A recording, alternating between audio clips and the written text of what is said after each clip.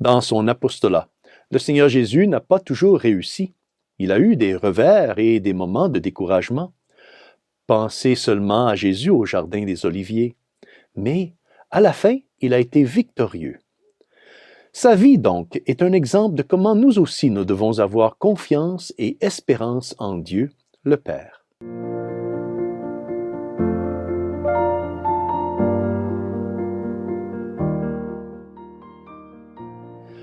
Au nom du Père, et du Fils, et du Saint-Esprit. Amen. Chers frères et sœurs, Salve Maria. Comme un bon maître, le Seigneur utilise des exemples et des images pour nous expliquer ce qu'il fait et aussi pour nous expliquer comment nous devons, nous aussi, nous comporter devant le Seigneur et devant les autres. Et ces exemples prennent parfois la forme d'histoires ou ce que l'on appelle des paraboles. La lecture de l'Évangile d'aujourd'hui est une belle parabole du semeur et nous est présentée par Saint Matthieu, chapitre 13, versets 1 à 9. Lisons un extrait de l'Évangile. Voici que le semeur sortit pour semer. Comme il semait, des grains sont tombés au bord du chemin, et les oiseaux sont venus tout manger. D'autres sont tombés sur le sol pierreux, où il n'avait pas beaucoup de terre.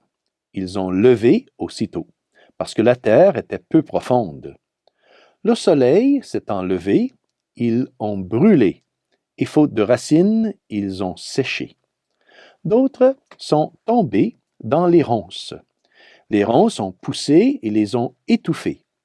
D'autres sont tombés dans la bonne terre, et ils ont donné du fruit, à raison de 100 ou 60 ou 30 pour un. Cette parabole du semeur est la première de nombreuses paraboles de Saint Matthieu, qui nous parle des mystères du royaume de Dieu. Cela nous donne une belle image de la prédication de la parole de Dieu à travers l'histoire de l'Ancien Testament. D'un côté, nous avons la semence et de l'autre côté, nous avons le sol. La semence est la parole de Dieu et le sol, c'est nous-mêmes. La parole de Dieu, c'est pas une parole abstraite, mais c'est le Christ lui-même qui veut entrer dans nos vies et il veut rentrer dans nos cœurs. Le sol, c'est notre cœur. C'est le sol sur lequel tombe la semence de la parole de Dieu. Personne n'est exclu.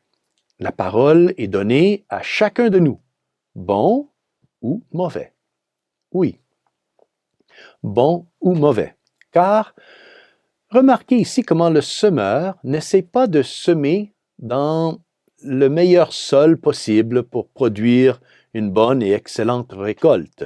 Le semeur est très libéral.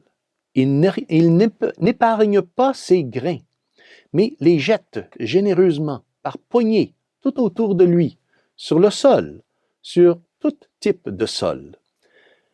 Ainsi, parfois, les grains tombent sur le chemin durci, ou le sol rocailleux, ou parmi, parfois aussi, des épines, ou enfin sur une bonne terre riche. Les différents types de sol ici sont identifiables avec différents types de personnes.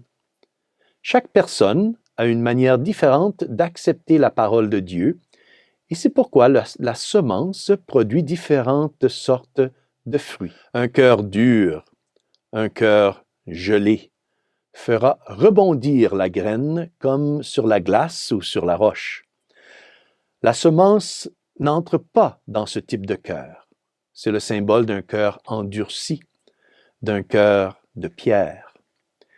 Il y a aussi le symbole du cœur superficiel qui est représenté par le sol rocailleux. Ce type de cœur aime accueillir le Seigneur, veut prier et veut même faire le bien, mais ne persévère pas. C'est un cœur superficiel et souvent, oui, très paresseux et négligent. Ensuite, il y a les épines qui entourent le cœur. Ces épines sont les vices qui combattent Dieu et étouffent sa présence dans le cœur. Ces vices sont les idoles du monde, la richesse, la vanité, la sensualité.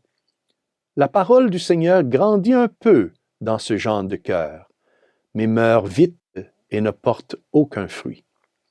Enfin, nous avons le symbole de la terre bonne et fertile qui représente les personnes qui entendent la parole de Dieu, l'accueillent, l'aiment et surtout la mettent en pratique dans leur vie quotidienne. Ce genre de cœur généreux porte de bons et d'abondants fruits. La parabole reconnaît également les difficultés auxquelles toute semeur peut être confrontée. Donc, toute semeur peut être confrontée à des oiseaux affamés, le sol rocailleux, les épines douloureuses. Mais le semeur ne se décourage pas, car il sait qu'une partie de sa semence est destinée à trouver une bonne terre et à donner des fruits abondants.